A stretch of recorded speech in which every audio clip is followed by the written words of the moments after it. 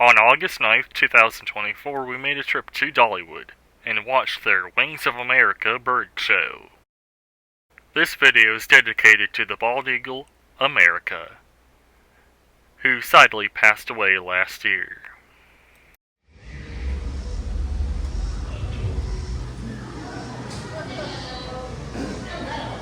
The American Eagle Foundation and Dollywood welcome you to Wings of America. Here at the AEF, we have given our resident raptors a second chance at life. Our team cares for them daily through their lives and activities, exercise, and flight-free sunshine. Some of the AEF's most well-trained birds are here with us today at Wings of America, acting as educational ambassadors for their species.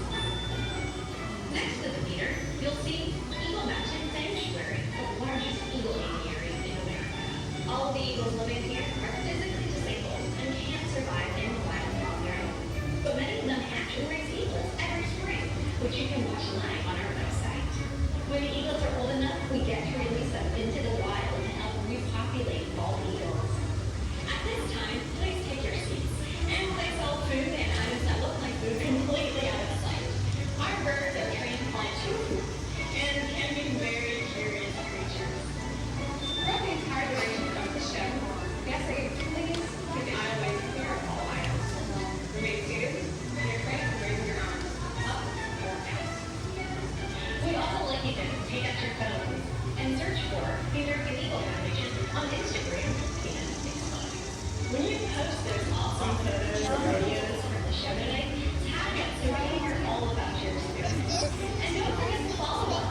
We're always posting fun and educational content, and we'd love to take you along on all of our adventures. You can also learn more by visiting our website, eagles.org, where any of the birds you see today can be sponsored through our adoption program.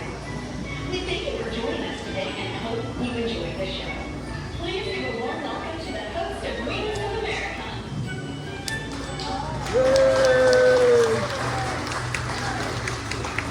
Alright, how's everybody doing?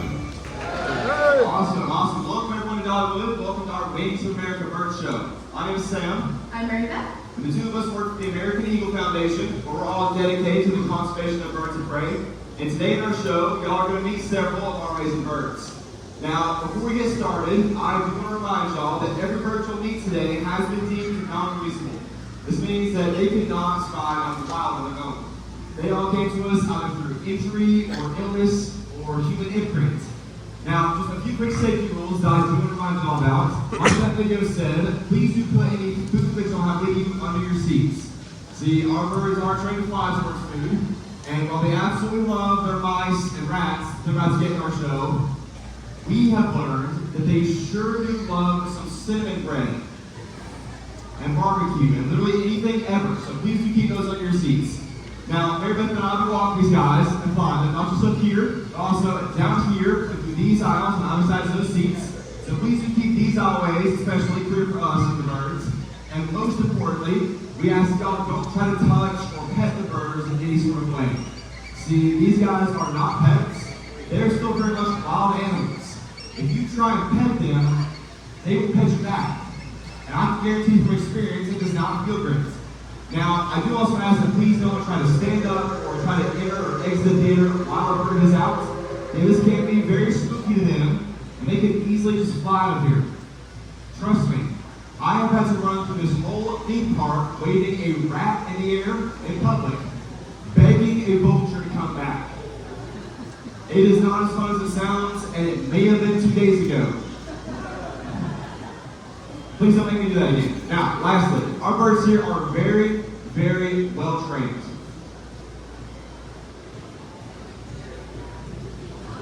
Kind of. They're not exactly potty trained. So, I only tell you that to tell you that if a bird happens to get spooked and takes a quick detour into those rafters, yeah. Now see, everyone in here just looked up with your mouth wide open. Y'all failed that test instantly, so just keep that in mind. Like I said earlier, me and Mary Beth are conservationists, but the good news is at the end of our show, all of y'all will be conservationists as well. Our hope is that after this show, y'all will go out wherever you may be from, and be a voice of birds of prey, they're out in the wild. So with all that out of the way, who is raising some birds?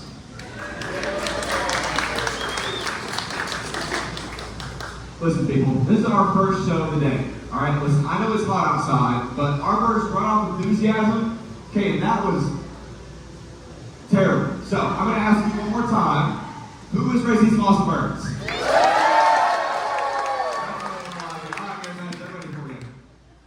All right, I got a question for all you lovely folks. Do we have any Apple fans in the audience? Yeah. All right, I hear a few out there. All right, well, you guys are in luck. I happen to have one. All very few, yes. All right, so you guys are pretty interactive, pretty loud today, so I have another question for you. Who here thinks that my friend Buster is a baby owl? A few people, most of your hand, no. Okay. Who here thinks that he's an adult owl? More people, but some of you all still are not paying attention, so one last try. Who here doesn't give a hoot, which thinks he's absolutely adorable? There we go. Well, for those of you that said Buster here is an adult, you are correct. Buster is what's known as an eastern screech owl, but don't let that name fool you. It's not actually a great name for them because they don't screech or even hoot. Instead, they make more of a wavering whistle. It sounds something like this.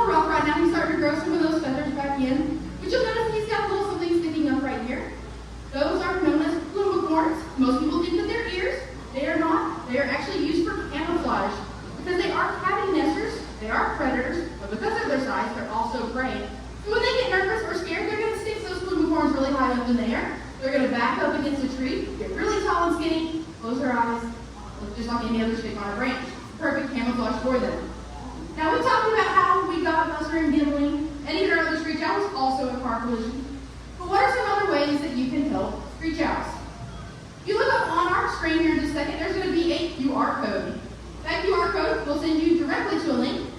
build nest boxes. It not only provides a space for these beautiful birds, it also can help attract them to your yard, and they're great free rodent control. So they're really great to have around. We also have an example right over there. If you were to find one injured, there are still ways that you can help. And while they are small, those pointing bits are still very pointy and grabby. So please don't ever grab one barehanded. Find you a towel or a shirt, something thicker. You're going to roll them up in a little Alvarito, and you're going to contact local wildlife officials or rehab centers, just like the American Eagle Foundation. One more time, guys, what did you think about Buster, our screech owl?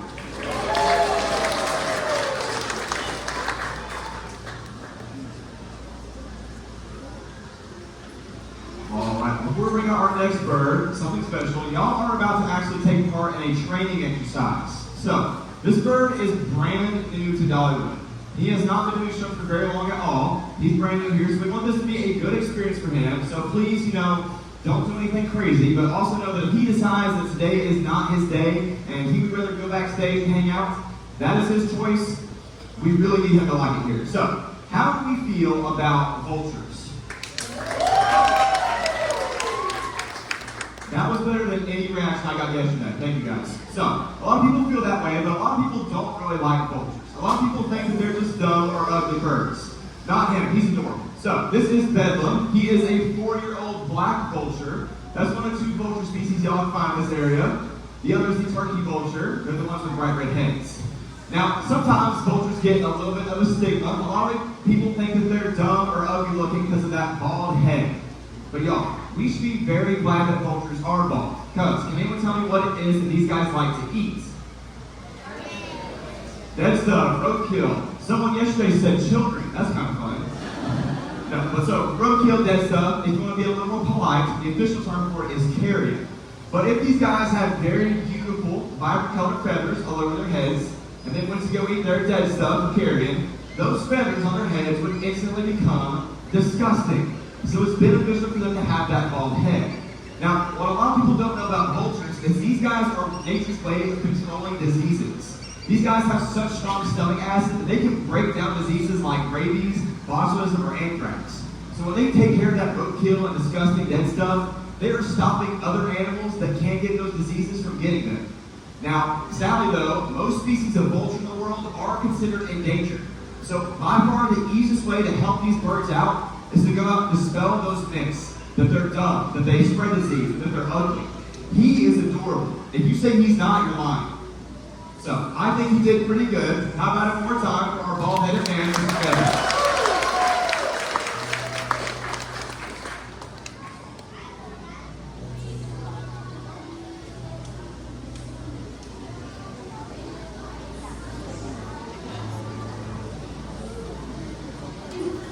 Birds so far. And we do care for prey, but did you know we also care for wolves? Might sound pretty shocking, but I guess I shouldn't actually just say wolves. I should probably say wolves of the sky. I'm going to introduce you to one of our oldest ambassadors.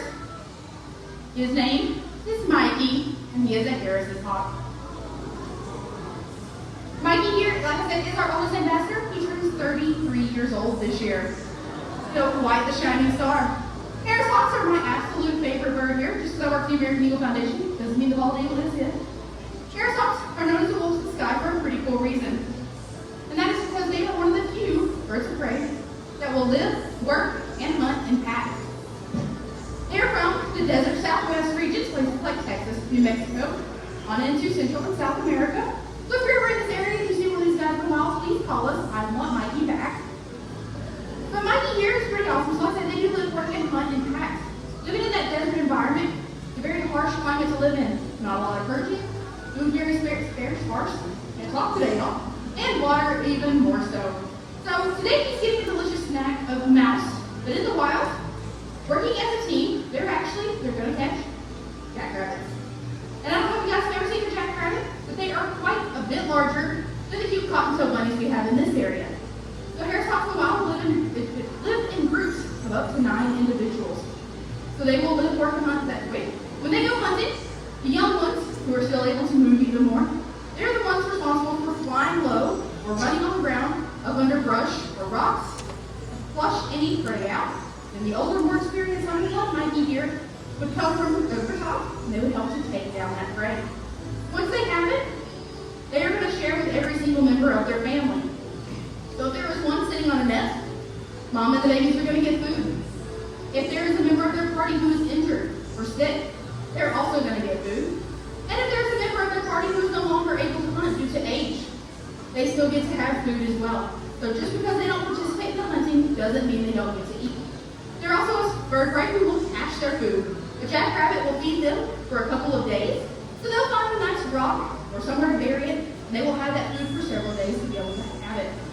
Now, if you think about the desert, there's also not a lot of great perching options. Some hot rocks, some prickly cacti, right? Not a lot else. So they've adapted, and they do what's known as backstacking. And that literally means they stand on each other's backs. Serves a couple different purposes. One, it's a great place to stand when there's not those things out there. The second option, and more importantly, is that they are predators. They are also prey. Things like golden eagles and large carnivores would love to have a snack of a bird just like Mikey. So when they stand on each other's backs, they will face all different directions, and they will serve as lookouts. They have a variety of calls, and they will alert each other if there is predator or prey around. And it's a great method for them to be able to help survive. Mikey here came to us when he was very young. He was actually born under human care. He was supposed to be used for falconry. Has anyone ever heard of falconry? So for those who don't know, falconry is an art or sport of hunting with birds. It's often used to catch things like rodents and other birds. But Mikey here, falconry flunked out. He became a human imprint, and that basically means he doesn't believe he's a bird anymore. Instead, he thinks he's just a really, really cute, fluffy human being. And who can blame him? He's getting free healthcare, free housing, a personal person to clean up his room, organize it every single day, and a personal chef to fix his food just like he likes it. So I can't really blame him. Harris hawks are really amazing. They also have what's known as counter camouflage or counter shading. So you'll notice that a lot of his body is covered in darker colors. That's to help blend in with that desert habitat. But if you also look up underneath, he does have some white spots on him. And that helps, so if a predator or a prey is looking up to the sky, that white will help to blend in with the lighter color of the sky, so it makes him camouflage just a little bit better. Now, how can we help Harris hawks? One of the biggest things, because they do live in that desert habitat, is respecting the desert. Many people like to go out to the desert camping or hiking, but they're not very respectful. They leave trash. Our trash can often have a lot of things that can cause them harm, chemicals, pesticides, and they rely on that desert habitat to thrive. We need to respect the desert. Another way we think about this is they're used in a lot of big cities for falconry places like Las Vegas, because people don't want pigeon poop on their big fancy buildings. So they use birds like Mikey here to help shoo them off. But also, those cities are growing exponentially every single day, and we're taking up more and more of their habitat home. So respect the desert and make sure we are keeping their homes safe. What did you guys think about our oldest ambassador, Mikey?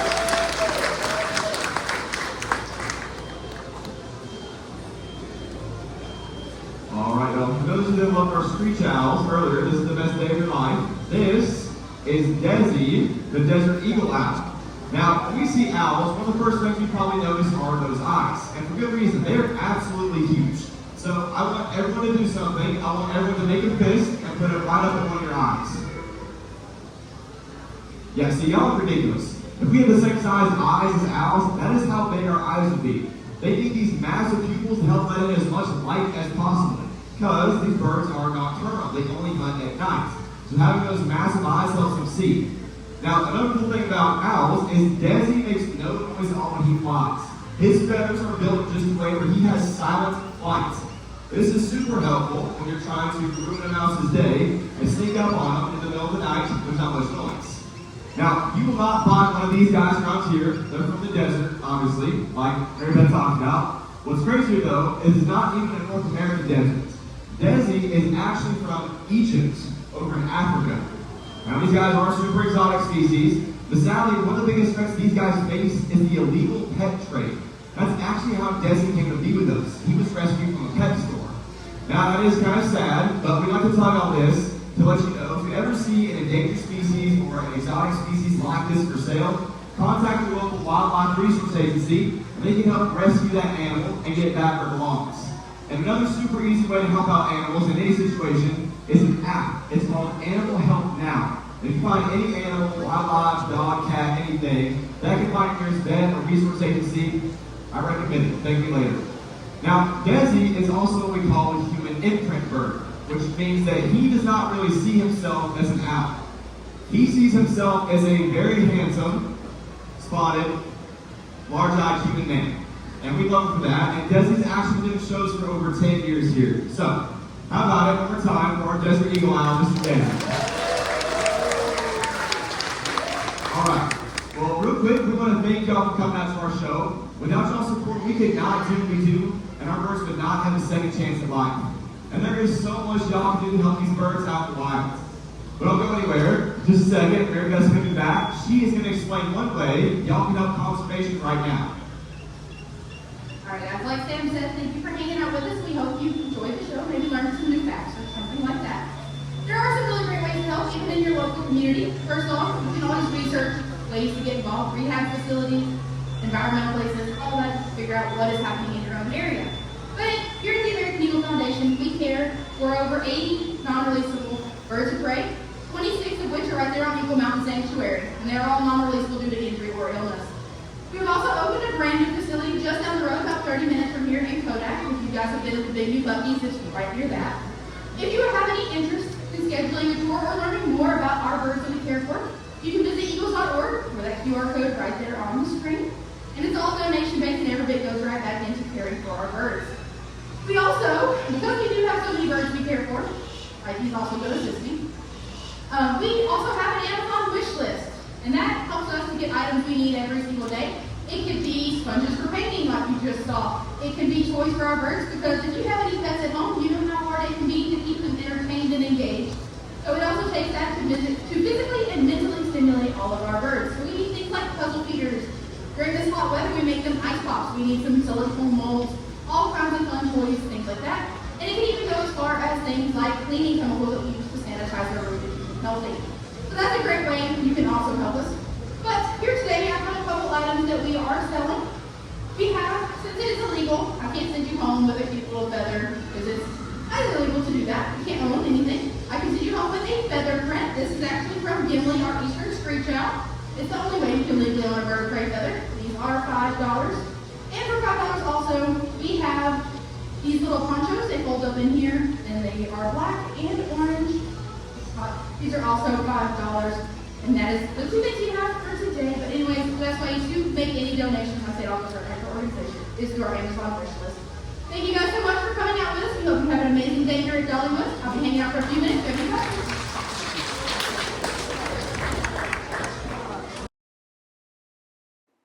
Thanks for watching. I hope you liked what you saw. If you did, please like, comment, and subscribe. And ring the notification bell to be notified about my future uploads.